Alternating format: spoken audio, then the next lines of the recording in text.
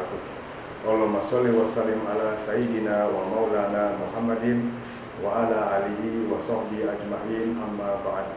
Rabbi israh li sadri wa yassir li amri wahlul 'uqdatam min lisani yafqahu qawli. Rahayu, rahayu, rahayu.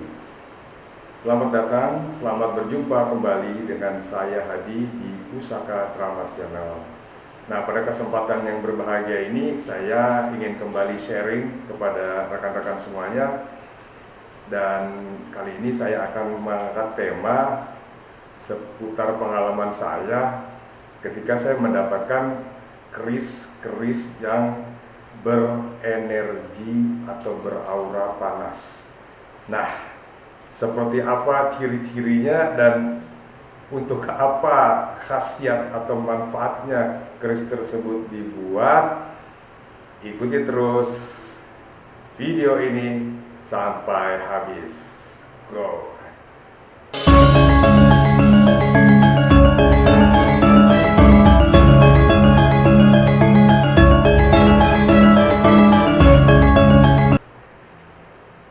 Oke, rekan-rekan semuanya, dimanapun rekan-rekan semuanya berada, semoga rekan-rekan semuanya dalam kondisi yang sehat. Adapun yang kurang sehat, ya mari kita doakan sama-sama supaya cepat diangkat dari penyakitnya, ya. Nah, rekan-rekan semuanya, sesuai dengan tema di atas tadi, saya ingin mengangkat pengalaman saya ketika mendapatkan pusaka-pusaka yang beraura panas atau yang berenergi panas gitu. Nah, pusaka yang berenergi panas ini sebenarnya gimana sih, bahaya nggak sih ya sama artinya kondisi kehidupan kita sebagai si pemilik gitu. Terus efek-efeknya apa sih? Nah, terus ciri-cirinya gimana? Nah, gitu. Di video ini saya mau lagi-lagi saya mau sharing seputar pengalaman saya pribadi, ya. Nah, mendapatkan pusaka-pusaka yang berenergi panas, gitu. Nah, langsung aja kita bahas. Di hadapan saya ini ada beberapa pusaka, ya, yang saya detect itu energinya panas. Nah, pusaka-pusakanya adalah seperti ini, rekan-rekan.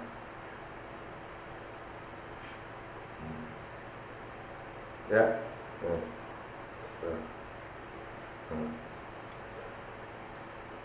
seperti ini pusakanya.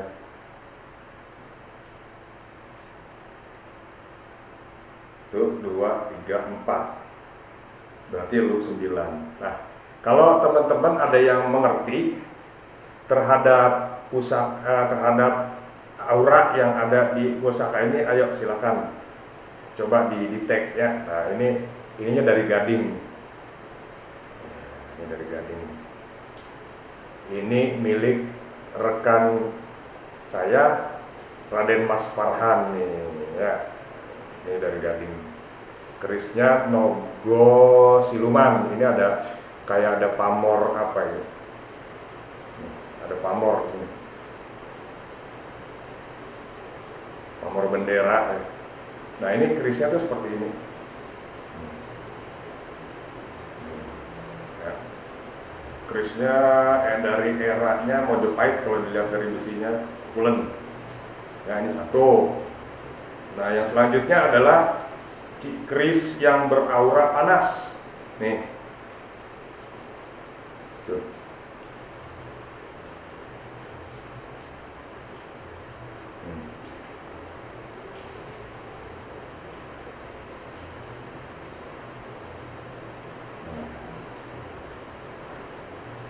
Ya, ini adalah keris Singo Barong. Tuh, 2, 3, 4, 5, 6. Berarti look 13. Tuh, 2. Ya, look 13 Singo Barong, look 13. Ya, ini seperti ini kerisnya.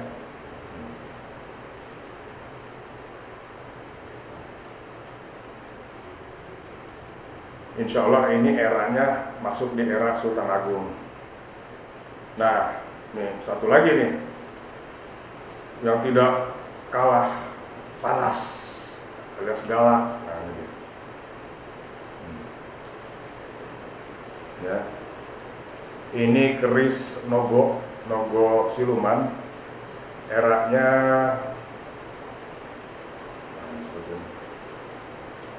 era Madiun Mojo lah. Besinya tuh lumer sekali ya.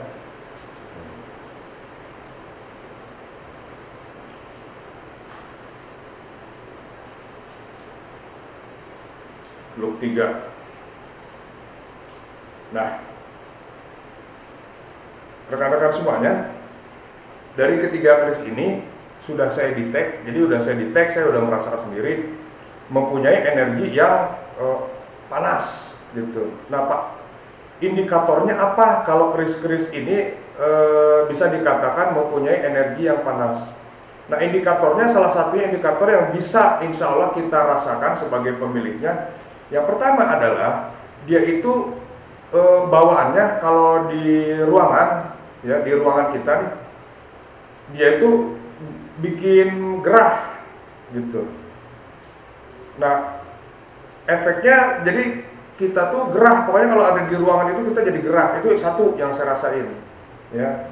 Padahal malam hari dingin gitu, malam hari padahal dingin ya, malam hari dingin mana habis hujan gitu. Tapi kok panas rasanya, kalau kita bahasa Jawa sumuk ya, gerah, sumuk aja gerah gitu. Ini ada apa gitu. Nah, itu ciri-ciri yang pertama. Jadi kita ini selalu gerah aja, di ruangan itu gerah. Pengennya tuh ya masuk ke ruangan AC aja, nggak betah ya, jadi panas. Nah, terus ciri-ciri yang kedua, dia itu jadi pembawaan kita teh jadi gampang emosi. Pembawaan kitanya jadi gampang emosi. Padahal aslinya kita tuh orang diem ya, orang sabar gitu lah. Pokoknya ada apa juga di jalan juga tenang aja, kalem. Nah, ini mungkin apa entah sugesti atau memang kondisi pada saat itu ya. Misalnya kita bawa kendaraan nih, entah motor, entah mobil, ada sesuatu aja terjadi, misalnya nggak beres, angkot apa, biasanya kita biasa aja lah, namanya juga angkot gitu ya, atau motor ugal-ugalan biasa aja. Tapi ini beda, ya, kitanya jadi hawanya tuh jadi pengennya tuh jadi pengen kayak berantem aja ngajaknya, woi brengsek kayak semacam kayak gitu. Nah itu, jadi salah satu efeknya gitu. Terus gampang ketersinggungan, gampang tersinggung, ya. Ini salah satu ciri-ciri ya. Tapi nggak mesti, rekan-rekan mungkin juga bisa merasakan, enggak juga gitu, tapi nggak apa-apa ya. Itu silakan. Kalau memang ada perbedaan, silakan ditulis di kolom komentar. Nah itu jadi salah satunya adalah kitanya tuh jadi gampang tersulut emosi, gitu. Ya. Gampang emosi lah, jadi emosian. Ya, itu ciri-ciri yang kedua. Nah, ciri-ciri yang ketiga, pusaka yang berenergi atau beraura panas itu biasanya nggak cocok dipakai untuk usaha, nggak cocok. Nah, kita misalnya mau katakanlah gini ya, kita ini ada mau urusan nego deal bisnis gitu. Atau kita mau mau artinya memberikan semacam ujangan lah, deal lah yang paling gampang, mau deal bisnis. Nah ini tuh nggak cocok rekan-rekan, karena namanya deal kan pasti ada tawar menawar ya, ada misalnya gini, ada kekurangan di A, di B, di C, nah kita tuh jadi kesulut emosi gitu. Nggak ada yang masa ini kurang pak, ini begini. Jadi kitanya tuh jadi nggak mau kalah, nggak cocok dibawa usaha untuk urusan nego-nego itu nggak cocok. Kenapa? Karena pusaka-pusaka beraura panas itu memang didesain atau disetting apapun bukan untuk urusan begitu. Ya, itu ya yang ketiga. Nah, yang keempat itu biasanya pusakanya itu ya semodel kayak begini nih yang saya tunjukin. Ya. Ini terlepas dari ini era Madiun Mojo gitu ya, terlepas dari wujud fisiknya. Biasanya pusakanya wingit atau angker, sangar lah gitu ya, pusakanya tuh sangar kalau dilihat, sangar.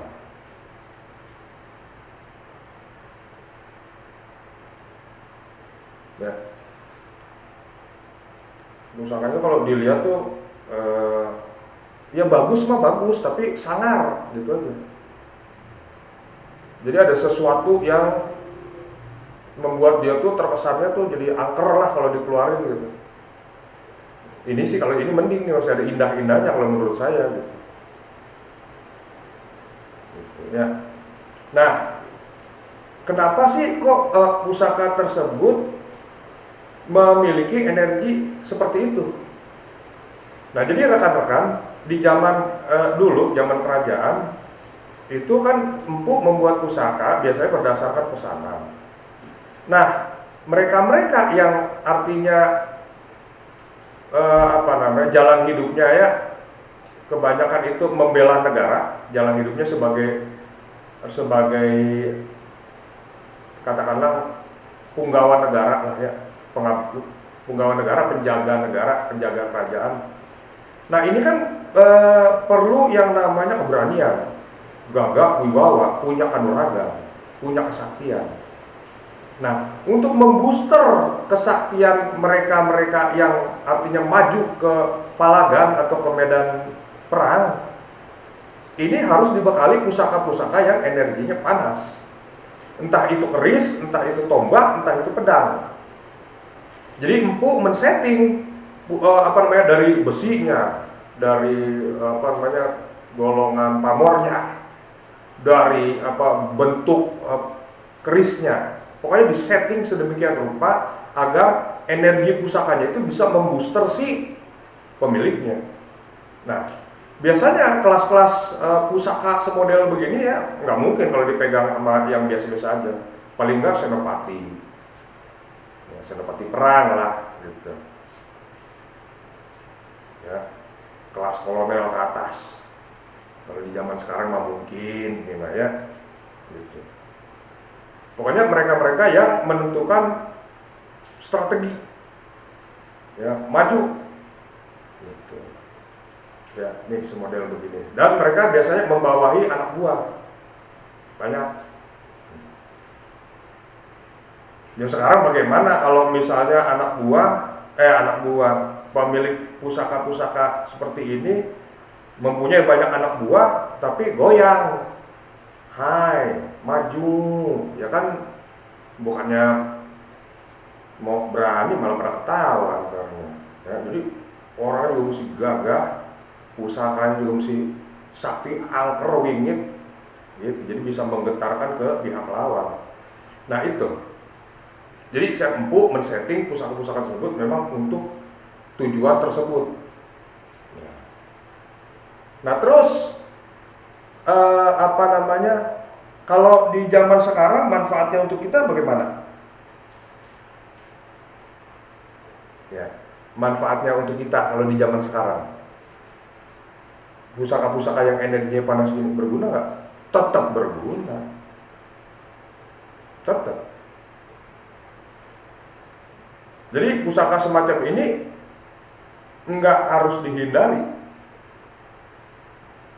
pusaka-pusaka yang berenergi panas. Kenapa nggak harus dihindari? Ya, di dalam kehidupan kita itu pasti ada baik, ada buruk, ada siang, ada malam, ada panas, ada dingin. Ya kalau dingin semua pusakanya, nggak ada energi panasnya, ya enak sih rumah gitu, tapi jadinya nggak balance, kitanya jadi males. Pusaka-pusaka ini diperlukan yang energi atau auranya panas. Untuk apa? Untuk semangat. Ya. Semangat kita untuk apa? Bekerja. Semangat kita kalau di pekerjaan terjadi suatu problem, kitanya nggak mudah menyerah. Ya. Kalau ada halangan di depan, kita gampang untuk nundukinnya. Gitu. Itu salah satu fungsinya pusaka-pusaka berenergi panas. Ya. Jadi kita nggak selalu kalah gitu dalam kondisi apapun, tuh kita nggak selalu kalah karena kita apa? Jiwa brave ya, kita jadi berani. Gitu. Nggak takut gua lah, baru target cuma 1 miliar misalnya, kecil. Nah, kita jadi motivasi gitu. Pak, besok kita harus ketemu dengan ini meeting dengan katakanlah ya dengan staf ahli menteri. Kita nanti bawa ini, tenang, kecil. Nah, jadi kita udah ada wibawa duluan dengan memegang pusaka-pusaka yang seperti ini. Kita nggak akan pernah takut, nggak akan pernah tunduk. Kalau perlu mereka kita tundukin nih. Nah, salah satunya tuahnya atau khasiatnya memiliki pusaka-pusaka yang berenergi panas. Ya, sebagai contoh rekan-rekan semua, dalam kehidupan sehari-hari kita juga kan perlu ada energi panas. Kita kalau mau nyeduh kopi kan mesti dipanasin dulu di kompor. Mau masak mesti pakai energi panas. Gitu. Ya, mau nyetrika baju nih, ya, dan lain sebagainya. Nah gitu. Jadi apabila kita mendapatkan pusaka-pusaka yang berenergi panas, nggak perlu kita sungkan, nggak perlu kita khawatir. Nah terus apabila energi pusaka tersebut artinya over, ya overpower sehingga di rumah teh jadi hawanya nggak enak. Gitu. Misalnya di rumah jadi hawanya nggak enak, jadi panas aja. Suami istri jadi ada masalah dikit langsung ketersinggungan, ribut sama anak ini. Ya ini bukan masalah lu pulang kerja atau lu nggak punya duit jadi pusing, bukan. Tapi emang pembawaan dari pusaka tersebut seperti itu. Ya ini rekan-rekan boleh percaya boleh enggak ya, gitu. Ini subjektif sifatnya. Saya cuma menceritakan pengalaman saya seperti itu. Ya tiba-tiba ngedenger anak ribut nih, weng, sambilnya sendal pus. Jadi gampang emosian. Woi, jangan berisik. Nah, seperti itu. Padahal aslinya kita nggak begitu. Aslinya kayak gitu. Nah itu ciri-ciri rekan-rekan. Ya tentu ada efek ya, ada positif, ada yang negatif. Ya positifnya itu tadi, kita kalau berhadapan dengan katakanlah dengan klien, nggak ada takut-takutnya, pokoknya gue mesti menang lah. Dia mesti tunduk takluk. Ya ini kan pusaka-pusaka seperti ini kan pegangannya siapa dulu? Pegangannya jenderal, pegangannya senopati, ya pegangannya panglima-panglima lah yang memimpin di lapangan untuk berhadapan dengan musuh. Nah, ketika mereka bertemu ya tinggal kuat-kuatan atau kanuragannya. Gitu, tinggal kanuragan, tinggal ilmunya. Gitu. Ya, jadi itu rekan-rekan. Yang pertama ciri-cirinya itu ya seperti yang kita ketahui, biasanya pembawaan pusaka-pusaka yang energi panas itu ruangan di sekitar kita tuh jadi terasa perbedaannya, ada panas. Terus untuk selanjutnya pusaka ini ke kitanya, jadi pembawaannya jadi suka emosi. Nah, yang ketiga, pusaka ini kalau dipakai usaha, dagang, negosiasi, nggak bakal cocok. Nah, yang keempat, biasanya pusaka-pusaka tersebut angker. Gitu. Jadi kalau orang tuh ngeliat, ini mah wingit gitu ya. Ini pusakanya tuh kayak angker lah gitu dilihatnya tuh. Jadi males, megangnya juga males. Dan biasanya pusaka-pusaka ini memang datang sama orang yang wadahnya udah kuat, udah cukup. Kalau wadahnya nggak cukup, udah kacau. Gitu. Ya. Nah, tapi ini boleh dijadikan patokan, boleh tidak. Karena pusaka-pusaka yang modelannya seperti begini ya, seperti gini ya cuma orang tertentu aja yang seneng.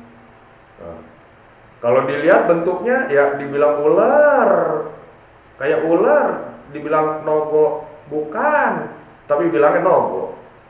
Nah kalau ini ketahuan tuh, bener nogo, ya kan, sosoknya.